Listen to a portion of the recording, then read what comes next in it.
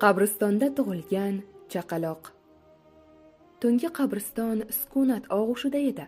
Faqat shamolning shitirlashi va uzoqdan eshitilayotgan itlarning uvillashi yurakni ezardi. Shaharning chetidagi bu eski qabristonda ayniqsa kechalari hech kim yurmasdi. Lekin bu tunda yer ostida bir sirli mo'jiza sodir bo'layotgan edi.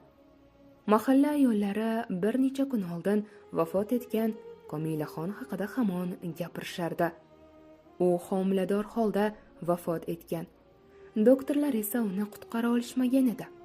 Oradan 3 kun o'tib, uni qabristonga olib borib dafn qilishgan. Ammo hech kim tasavvur ham qila olmasdi. Marhuma yer ostida farzand dunyoga keltirgan edi.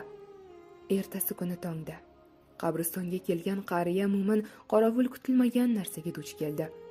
Yangi ko'milgan qabr chetidan kelayotgan g'ing'illash ovozi uni larzaga soldi. Yuragi shuv etib ketdi. Bir muddat ovozga quloq tutdi. Yo Xudoyim, bu qanday sinov? Qorovul beixtiyor ortga tisarildi. Lekin chaqaloq yig'isi tiniq va beg'ubor edi.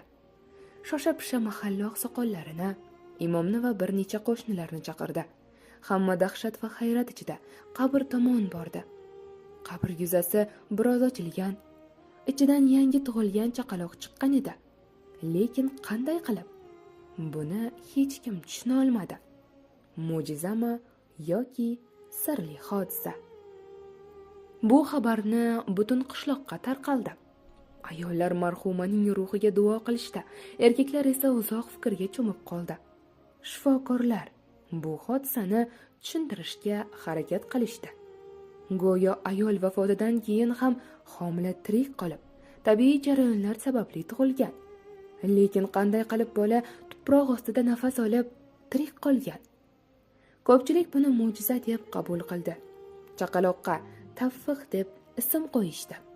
Chunki u taqdirning o'zi tomonidan tirik qoldirilgan edi. Uni qishloq ahli birgalikda tarbiyalashga qaror qilishdi. Yillar o'tib, Tavfiq aqlli, dono va saxovatli yigit bo'lib voyaga yetdi. Odamlar uning kelajagi yorqin bo'lishiga ishonishardi, chunki u hayotning o'ziga xos sinovdan o'tgan edi. Lekin hech kim bu sirni to'liq anglay olmadi. Qabristonda tug'ilgan chaqaloqning hayoti taqdirning o'yinimi yoki sirli bir Allohning mo'jizasimi?